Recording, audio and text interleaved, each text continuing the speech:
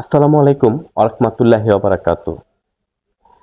যদি সমঝোতার ভিত্তিতে রাস্তা থেকে কোনো টাকা নেওয়া হয় তাহলে এটা চাঁদা হিসেবে গণ্য হবে না। বাইরে ভাই, কোন লেভেলের খেলোয়াড় রে, কোন লেভেলের বলদ হলে একজন মন্ত্রী এরকম ভাবে কথা বলতে পারে? আচ্ছা ভাই, কেউ কি কাউকে সমঝোতার ভিত্তিতে অযথা টাকা দেয়?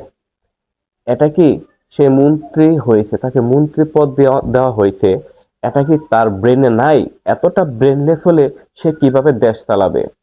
এতটা ব্রেনলেস কিভাবে একজন মন্ত্রী হয়? আমরা কিন্তু আওয়ামী লীগ আমলে এমন ব্রেনলেস মন্ত্রী দেখতে দেখতে খুবই বিরক্ত। আবার যদি ওই রকম বিএনপির আমলে আমরা এরকম ব্রেনলেস মন্ত্রী দেখি, তাহলে আবার কতটা বিরক্ত বোধ করতে হবে, বিশ্বাস করতে পারবেন না। বলেন, কি লেভেলের গদ্দপ হলে বলে যে রাস্তা থেকে যদি সমঝোতার ভিত্তিতে টাকা নেওয়া হয় ওইটা নাকি চাঁদা না। আচ্ছা, মানলাম তার যুক্তি ঠিক আছে, তার কথায় যুক্তিযোগ্য, কিন্তু এইটা কিভাবে বিশ্বাস করাবেন? রাস্তা থেকে কি এই যারা টাকা দেয় তারা কি সমঝোতার ভিত্তিতে টাকা দেয়? কেউ কি কাউকে এমনিতেই সমঝোতার ভিত্তিতে অনার্থক টাকা দিয়ে দেয়? কতটা সেন্সলেস, কতটা ব্রেনলেস হলে এরকম ভাবে কথা বলতে পারে? তার মানে রাস্তাঘাটে যে বিএনপির ছাত্রদল, যুবদল, এমুক দল, হেমুক দল আছে রাস্তায় দাঁড়ায়া, তারা যে টাকা নেবে ওই টাকা কি চাঁদা হিসেবে গণ্য হবে না? আমরা যখন ছোট ছিলাম তখন বিএনপির আমল ছিল। ওই বিএনপির আমলে কিন্তু এই যে এই নদীপথে রাস্তাঘাটে ডাকাতি বেশি হতো, ডাকাতি অনেক ডাকাতি হতো। আওয়ামী লীগ আসার পরে সেরকম ডাকাতি শুনি নাই, কিন্তু পুলিশের ডাকাতি শুনেছি। পুলিশ রাস্তাঘাটে ডাকাতি করত। আর বিএনপির আমলে রাস্তাঘাটে জনসাধারণের টাকা পুলিশ না, অন্যরা ডাকাতরা ডাকাতি করে নিত। তো ওই আমলে গল্প শুনতাম, ওই আমলে নাকি ডাকাত ছিনতাই করে, ডাকাতি করে টাকা নিয়ে যেত এবং যাওয়ার পথে বলতো একটা হাসি দে, হাসি না দিলে পাছায় বাড়ি দিত।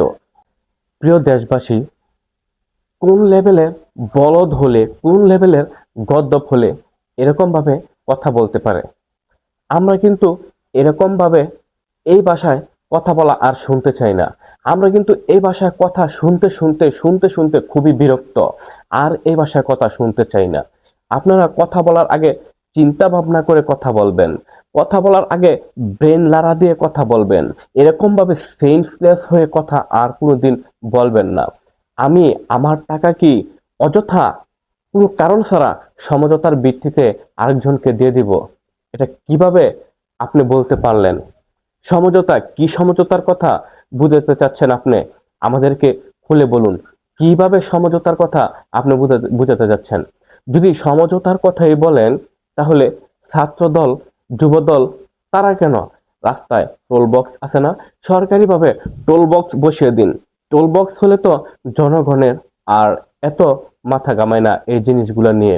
আপনারা যদি রাস্তাঘাটে কুত্তা পালেন, যে ছাত্র দলের কুত্তা, যুব দলের কুত্তা, এই কুত্তারা যদি রাস্তাঘাট থেকে জনগণের কাছ থেকে টাকা নেয়, রাস্তাঘাটে জনগণের কাছ থেকে যদি টাকা ছিনিয়ে নেয়, আর টাকা ছিনিয়ে নিয়ে যদি ওই ডাকাতদের মতো বলে হাসি দে, হাসি দে, হাসি দেওয়ায় জোরপূর্বক ভাবে, তখন এটা কি চাঁদাবাজি হবে না? এটা চাঁদাবাজি হিসেবে গণ্য হবে না? ওইসব কথাবার্তি বাদ দিয়ে কিভাবে দেশ থেকে চাঁদা দূর করা যায়, চাঁদা মুক্ত রাখা যায়, ওইভাবে ওই মিলে চিন্তা করেন। আর না হলে পতনের ডাক আবার শুরু হবে, আবার শুরু হবে। আমরা কিন্তু জানি কিভাবে একটা সরকার পতন করতে হয়। আমরা কিন্তু শিখে গেছি, জনগণ কিন্তু শিখে গেছে। 5 আগস্টের কথা মনে রেখে, পুঙ্খানুপুঙ্খানুভাবে মনে রেখে, স্মরণ রেখে কথা বলবেন, অবশ্যই কথা বলবেন। কথা বলার আগে চিন্তা করে কথা বলবেন। ধন্যবাদ আপনাকে। আপনাকে এই প্রথমবার, যেহেতু প্রথমবার মন্ত্রিত্ব পেয়েছেন, সাবধান করে দিলাম, কথা বলার আগে চিন্তা ভাবনা করে কথা বলবেন। ভালো থাকবেন।